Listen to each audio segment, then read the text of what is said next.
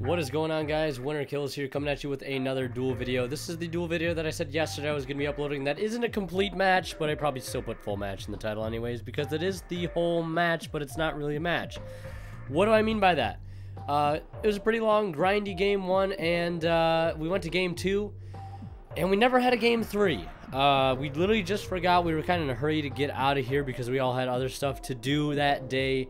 But I asked you guys if you want me to upload it still, and nobody said no, and a couple people said yes, so here it is.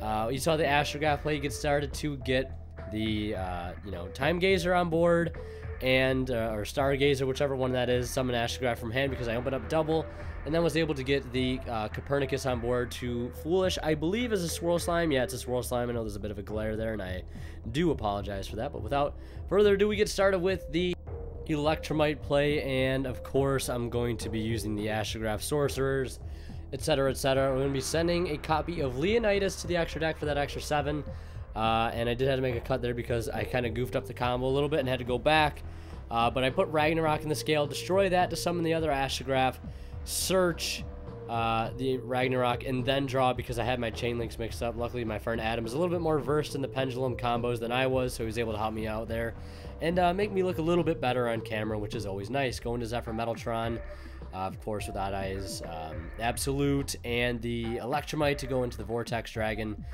Play that contract down to go ahead and search a copy of Swirl Slime. Now, earlier in the turn, I definitely, looking back, should have Foolished a Lamia, but my like future vision, I think, with Yu-Gi-Oh, I think that's my worst thing. He's gonna have Raigeki, and I just have no other choice but to negate it, because why lose my entire field, right? And then he's gonna go ahead and activate Light Stage, and I haven't mentioned this yet, but I wanted to record this match because I feel like it's a really interesting matchup, DDD versus a burn deck, because obviously DDD can burn itself, which also makes the stakes a little higher. Don't want to take that 1,000 from contract, but you also want to kind of use cards like Diaric and as well as Leonidas to your advantage as much as possible, which I think I may have added him back. I think Leonidas might be in my hand as he resolves that Desires there, goes and draws 2. See a Ring of Destruction, Candina, and a Lycoris, whatever you want to call it.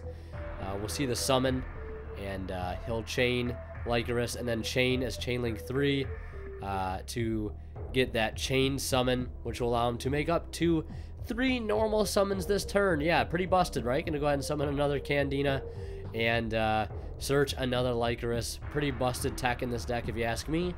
And yeah, that was a rhyme, and I didn't even know it. That was a really, really good rhyme right there. I'm just a rap god now, boys.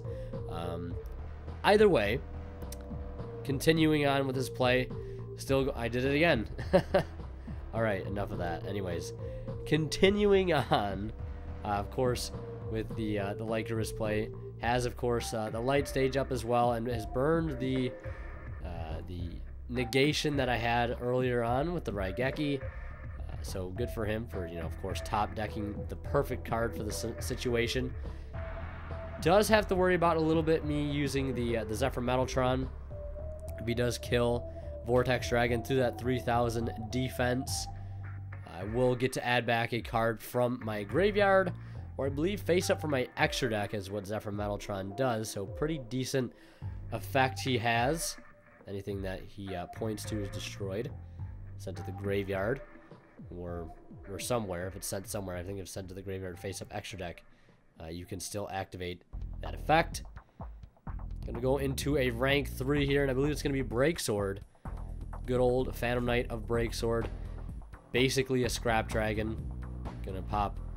I believe he ends up going for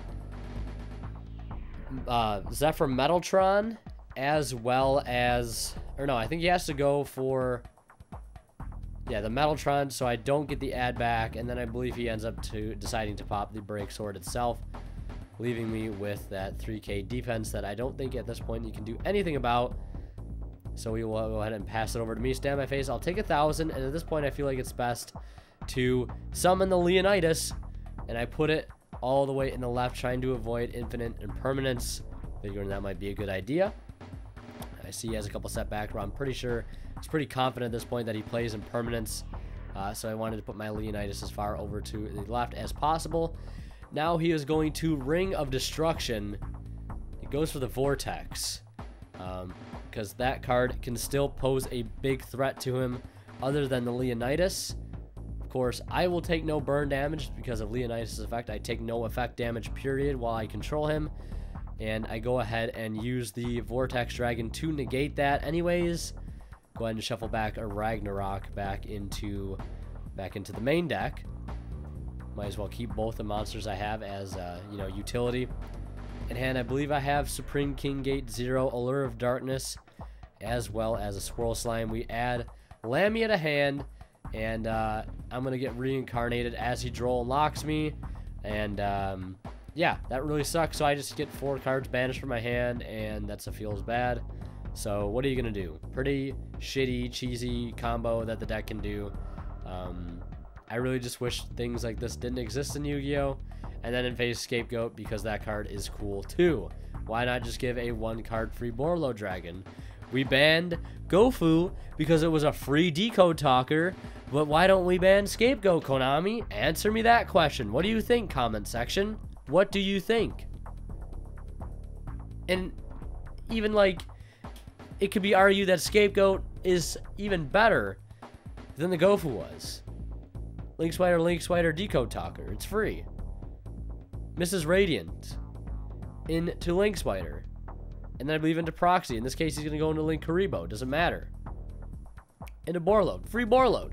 Which really screws me over quite a bit. Because that is going to reduce, of course, the attacks of a lot of the monsters that I control. And it gives him a body to go ahead and negate a bunch of stuff. Not going to negate, of course, the or activate the effect of Borlo to steal the Vortex Dragon. Otherwise, I could have the option to negate that. And it's unfortunate that I did not have the option to negate Scapegoat as he activated in his end phase the same turn. It's either, you know, I lose the Vortex to Ring of Destruction, or I negate it and, you know, save myself. Standby phase, I take no damage. And I go ahead and search Ragnarok. And I believe here he uses the Borlo to reduce, or some point in this turn, to reduce the Leonidas by 500.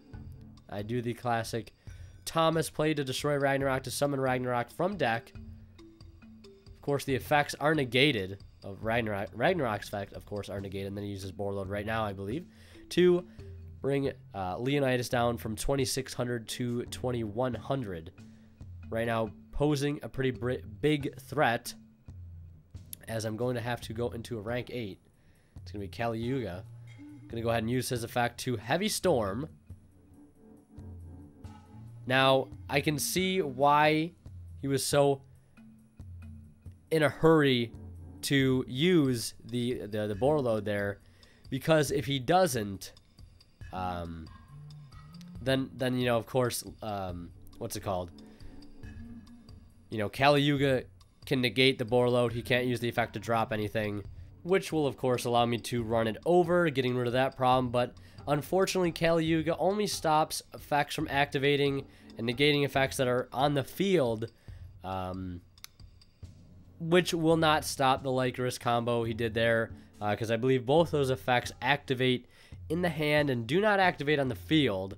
But of course, after, you know, having my turn, Duodong King Kali Yuga isn't going to be able to do me too much good, of course, because it's only for the rest of the turn that Kali Yuga prevents, you know, effects from being activated and negating effects. So he ends up going into a rank 4 here. And what is one rank 4 in the game that is going to be able to get over something with 3,500 attack? It is Utopia, the Lightning, detach 2, and go ahead and run it over, take 15 damage. And I believe he had brought my, I don't know if I mentioned this twice, so this might clear up confusion with anybody. I believe Leonidas has been brought down twice by Borlo, because I do remember him being at 16. The Lycanus plays happening. So many Trickstar plays happening. And again, You know, shout out to my friend Adam for being the Renaissance man when it comes to playing all these different decks to keep the variety alive on the channel. He is new to Trickstar, so if he did make a couple of mistakes there or some soft cheats, because, you know, it's my channel, would it be my channel without some soft cheats? Of course not, right? So I don't know if he could have done all those plays there with the Lycurus things. I'm assuming he could have, because I read the effects are not once per turn to, like, you know, bounce something back and then summon. But yeah, we're going to go ahead and go into game 2, which is the final game, which, like I said, there's only 2 games this match because we just forgot to play a third. Get things started with the Copernicus play to send, the Swirl Slime to summon that Kepler out of hand to search, and then we get things started here with the Electromite play, and he has Ogre, but I've got Called by the Grave. Get that shit out of here. We're still going off of the Astrograph combo. One last time, ladies and gentlemen. One last time for old time's sake as we say goodbye to our good friend Astrograph Magician.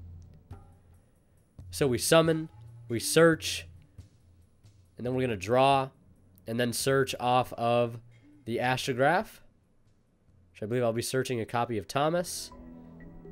And go ahead and use a lure, draw 2. Going to go ahead and have to banish a Dark here.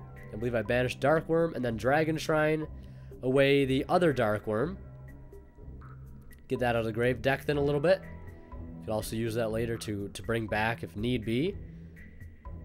And at this point, I pretty much secured the combo that I needed to get, you know, the really good D combo that you want to get turn 1 with that, the Astrograph play. So I Pendulum summon Thomas, and basically with this play, I need 2 level 7s and 2 level 8s, which is where having a card like, you know, Leonidas helps out a lot because you do need that extra level 7 sometimes. And we see Kepler destroying, or Thomas destroying Kepler, rather, to summon Ragnarok. And I believe I actually only Pendulum summon 1. And then, yeah, I think I Pendulum summon the 1 Thomas from extra deck, keep the one that I had in my hand, use that with the Thomas that I had in my hand already to fusion for the level 7 that I needed in the Zephyr Metaltron play with the Absolute, you know, getting out the Odd Eyes Vortex Dragon. So I had to go back, make a couple changes to my play because we were doing a little bit of testing at the time. I think this video was made before the list was announced, so I was trying to get better with this deck. I do negate the Light Stage because I figure I don't want him to get any searches, stop any of his plays right off the bat. And he does have the Candina, and I do know that is possibly their best normal summon, so I go ahead and negate that as well with Vortex Dragon,